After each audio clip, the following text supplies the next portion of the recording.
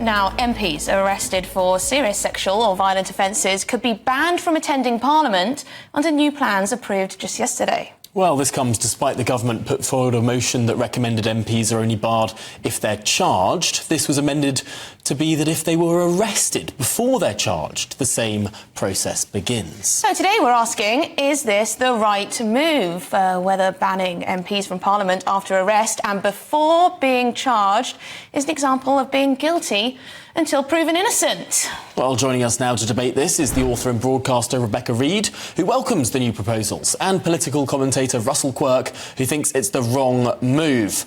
Well, Russell, why is this the wrong move? We've seen some proper wrong-uns in Parliament. Surely this is a way to keep politics clean. Tom, I know you have to ask that question, but I can't believe you're even asking the question. I say that tongue-in-cheek. On the basis that in Britain, if you remember, we have certain standards. We live by a certain code. The likes of freedom of speech, freedom of congregation, freedom of expression, the right to trial, and the enshrined right to be judged as innocent until proven guilty. The word there being proven. Now, I'm afraid history is littered with the carcasses of celebrities, MPs, well-known people that have been falsely and wrongly accused of things, either through spite and bitterness, or indeed where politicians are concerned because of political capital attempted to be made. We only have to think back a little while to the days of Carl Beech. Carl Beech having taken in lots and lots of broadcasters, present company accepted, who rather thought that the people that he accused of sexual impropriety, the likes of Harvey Procter, Ted Heath and so on, everyone just assumed on those other channels that these people were guilty. And it ruined careers, the same as it nearly did for the likes of Kevin Spacey, Cliff Richard and so on. Andrew Rossendale is also a very, very apt example of someone that spent 2 years on police bail, having been accused of sexual impropriety, only to have the charges dropped. Now, if we end up in a position where MPs or indeed anybody in society is ostracised and told that they can no longer work and represent their constituents in the case of MPs, just because somebody decides to make an allegation, we have then, I'm afraid, truly lost our minds and gone to hell in a handcart, haven't we? Well, Rebecca, do you take that point that this could lead to vexatious allegations and potentially undermine the way our criminal justice system works? Whenever you try and talk about how to move forward with rape and sexual abuse cases, the first thing that somebody, usually a man, will say is, what about false allegations? False allegations are rare. They have always been rare. They're over-reported, so sometimes it doesn't feel like they're rare, but they are. Now, my concern is the bulk of the allegations, which are either true or reasonably there is cause for doubt. Malicious allegations are vanishingly rare. In this specific example, all that's being done is they're bringing Westminster in line with other employers. If I were arrested for a serious sexual crime, I would expect to be suspended from GBNews, who is my employer. That would be correct, because particularly if the allegation was by somebody who also worked there, because you cannot expect somebody who is accusing somebody of a sexual crime to go to work every day and see the person they work with. Now, we know that Westminster has a real problem with toxic sexual behaviour, both sexual harassment and sexual abuse. Jess Phillips says that she regularly speaks to people who've been raped by or sexually assaulted by MPs.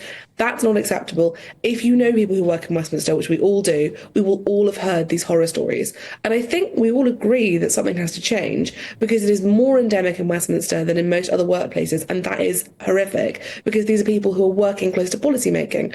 So I think we all know that something has to change. I hope the debate is just whether it's appropriate for somebody to be suspended after arrest or after being tried. But I would say the police don't arrest people on completely spurious claims. If I go to the police and I say that Taylor Swift punched me in the face, they're not going to go and arrest Taylor Swift. There needs to be some sense of it being realistic. And at that point, the only thing I object to is that I believe, for instance, Rossendale should have been suspended. It just shouldn't have taken 4 years.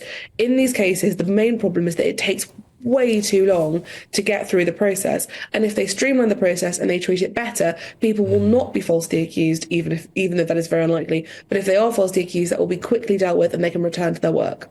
Russell, what do you make of that? The idea that there can still be spurious allegations that do not result in suspensions under this system. There actually has to be an arrest. That's a higher bar than just an accusation. Well, look, I just rehearsed a number of names. Carl Beach, I'll say again, accused 18 different people, including members of Parliament, falsely, and actually ended up in prison as a consequence. So I think firstly to say that, there aren't that many false allegations, I think is actually not true, particularly in a political scenario, because of course we all know that political opponents, the political scene for all sorts of reasons is littered with people that do crazy things for their own personal gain. But even aside from what I've just said, do we not think, and the reason that people are innocent until proven guilty, is that if just one person is falsely accused and suspended, and therefore by accusation, by inference, trial by media, if that person then has their career, their family life, their relationship ruined, isn't that one person one too many? I mean, the slippery slope, no, hang on a sec. The slippery slope that you're advancing here is a really dangerous and scary one. If I get off this call now and make an allegation against you, and you were arrested as a consequence. Let's say we meet in the Westminster Arms accidentally. I go to the toilet at the same time as you, and I come out and I make an allegation against you, and you're arrested. Do you think that's right? If you then lose your job as a consequence, do you? Well, I wouldn't be arrested because that's completely spurious and the evidence wouldn't stack up. Secondarily, I wouldn't be suspended. The spurious element only comes to pass when there's a trial. You don't know it's spurious until trial. Well, there is, because there's an assessment before an arrest is made. I cannot only has to be just cause. Only has to be just cause. Secondarily, I think we perhaps have different priorities, because you are concerned about somebody being suspended unfairly on a false allegation. I am concerned about a woman or a man having to work in a workplace with somebody who they have accused. So 1 in 4 women, and I don't know the stats, 1 in 4 women experiences sexual assault or rape in her lifetime.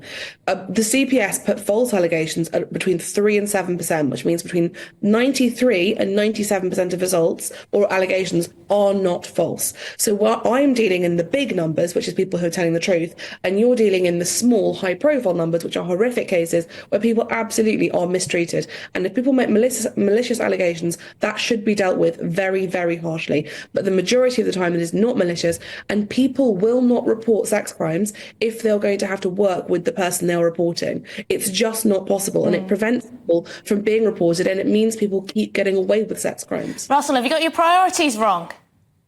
No, my priorities are what this country has stood for thousands of years, which is the rules of natural justice. What's being advocated here is to change that and to effectively become China. I'm not a fan. Suspending somebody is not saying they're guilty. Suspending somebody is saying there is a question mark. What about the question of this Commons panel? Because the idea, as I understand it, is that a Commons panel would meet and decide whether the MP that's been arrested should be banned from the parliamentary estate. What do you make of that, Rebecca? Because that makes it more political, doesn't it? It does, and also I think there is a real problem with Westminster operating unlike other workplaces. MPs are just humans; that it's just a job. They shouldn't be treated specially or differently. This should work the same way that it would in any other public sector role. If you are accused of a crime, particularly towards somebody with whom you work, you are suspended in any other job, as is correct. What we should change is the perception that suspension means guilt. Absolutely, suspension is a question mark, and we should facilitate. You won't change society's perception of that, and I'm afraid if you do get your own way and all of a sudden all MPs get suspended on the basis of just an accusation, watch those false accusations increase. I mean, again, that's complete guesswork. And okay, so what would you do if not this? What would you do to deal with the endemic issue of sexual abuse and harassment in Westminster? I would wait for the criminal justice system, poor as I'm afraid it is, to do its job. Well, on that note, I'm afraid we have run out of time, but Rebecca Reed and Russell Quirk, thank you very much for joining us. It's been a very spirited conversation with some really profound points made on either side. Thank you for your time.